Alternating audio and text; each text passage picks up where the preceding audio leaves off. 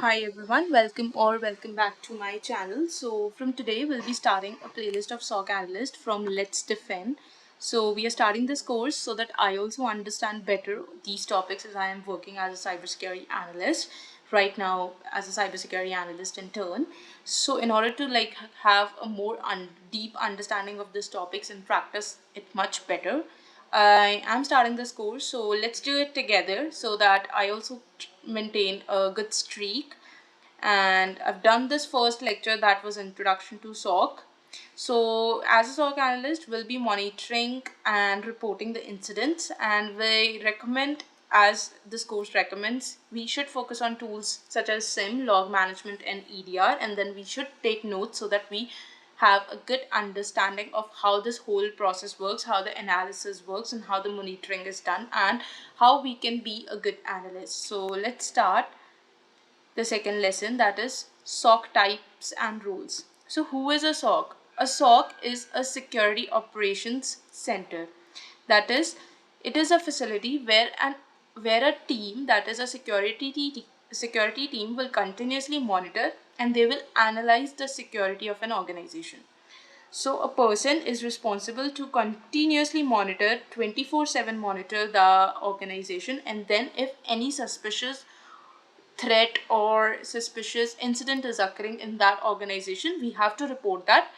And for that reason, we are assigned that duty. The primary purpose of a SOC team is just to detect, analyze, and then respond to those incidents using the technology, people, and processes, right? So there are different types of SOC models.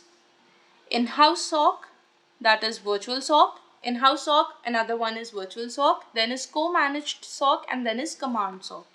So let's read what are all these. So first is in-house SOC. In-house SOC is, this team is formed when an organization builds its own cybersecurity teams. So for instance, we have an organization, this is an organization A, and this organization has built its own security team, right? When an organization builds its own security team, that is known as in-house SOC. Okay? So this will be responsible for monitoring and analyzing the suspicious incidents, suspicious cybersecurity incidents, and then they will report to the reporting manager or the person involved in that own company, right? This organization, considering an internal SOC, should have budget to support its continuity, definitely, right? Next is virtual SOC. So for virtual SOC is, this type of SOC does not have a permanent facility and they often work remotely in various locations, right? When a company has a SOC team who does not have a permanent facility, like they don't have a permanent office, and people are working, the team is working remotely in various locations. So one person can work from India, the other person can work from US for a particular company, and that SOC team is a virtual SOC.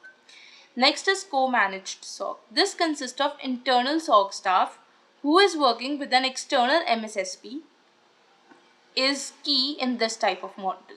So co-managed SOC basically means that, let's say we have this company A, it has its own SOC team, right? It has its internal SOC staff or its own SOC team, and this SOC team is working for another company. Let's say from this SOC team, two people are working for another company B. So this is co-managed SOC. Virtual SOC was working remotely. In-house SOC was when a company has its own SOC, and co-managed is that some people from an organization, that is some people from an organization's SOC team is working with an external MSSP, right? And the last is command SOC. This SOC team oversees smaller SOCs across a larger region. So organizations using this include large telecommunications providers and defense agencies. So they oversees smaller SOC across large region. That is command SOC. Next is people, processes, and technology. So building a successful SOC requires serious coordination, definitely. if your analysts are strong, if your analysts have good analysis, then only your SOC team can be fundamentally strong, and then only you can do good analysis and report good incidents and report quite wisely, so that a person has an understanding whether a false positive incident had occurred in their environment or a true positive incident had occurred in their environment, right? So most importantly, there should be a strong relationship between people, processes and technology. So we will discuss people, processes and technologies which are required for SOC. Okay, so who are the people? A strong SOC requires highly trained persons who are familiar with the security alerts and the attack scenarios, like how the attack will occur basically in an organization, right? There could be different type of attacks, for instance brute force attacks, for instance user privilege escalations, etc. And these attack types are constantly changing. Your team members should also be flexible and adaptive to all the new attack types, and they should be willing to conduct research that whether this incident could be a false positive incident or this could be a real malicious incident, right? Next is, this is people. Next is processes. So for a SOC to be a good SOC, they must have people, processes and technology. So people we have done. Processes is to develop your SOC structure. You need to align it with many different types of security requirements. That is compliance requirements. So all processes should require extreme standardizations.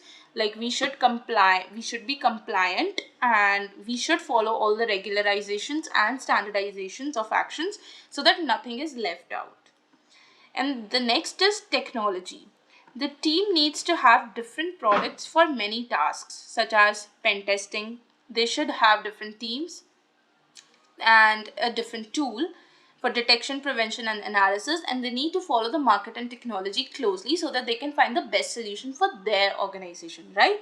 So sometimes the best product on the market may not be the best product for their team, right? And we need to remember and consider those factors, that the organizations that they should also align with the organization's budget.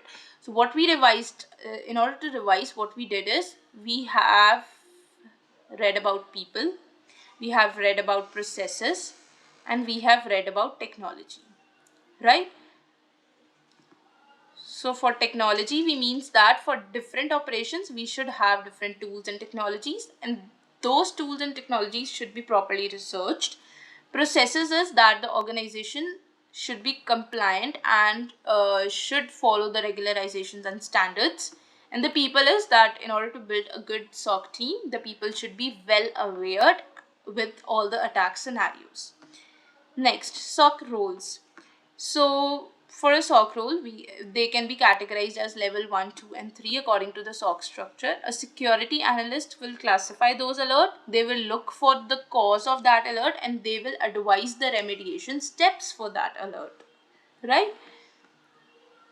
So they will classify, detect, then so they will detect, monitor and respond. And respond, after responding they will also explain, and they will also iterate the remediation steps that are needed in order to avoid that incident, in order to prevent that incident. Next is incident responder. Is an individual who is responsible for threat detection. This role performs the initial assessment of security breaches. Who will respond to that incident, right? A threat hunter is a cybersecurity professional who will seek out and investigate the potential threats and vulnerabilities within an organization's network or system. Okay?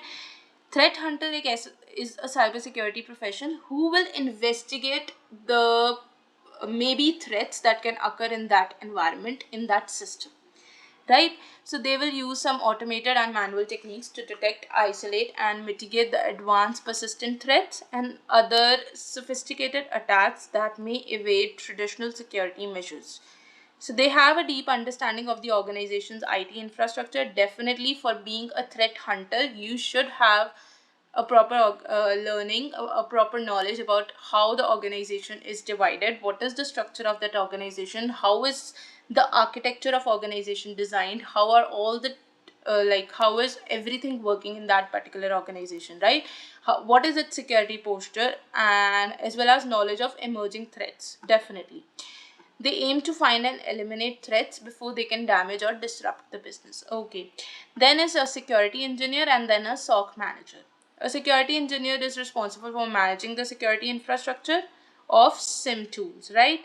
And for example, a security engineer builds the connection between SIM and security orchestration. So the one who will design custom rules, and who will like design the automations, etc. things, right? Who will do the onboarding stuffs, troubleshooting. Next is a SOC manager. A SOC manager takes on management responsibilities, for instance, budgeting, strategizing, managing staff, and coordinating operations. So they will deal with operational rather than technical issues. He's a SOC manager, right? Next, we are complete with this. Okay, sorry.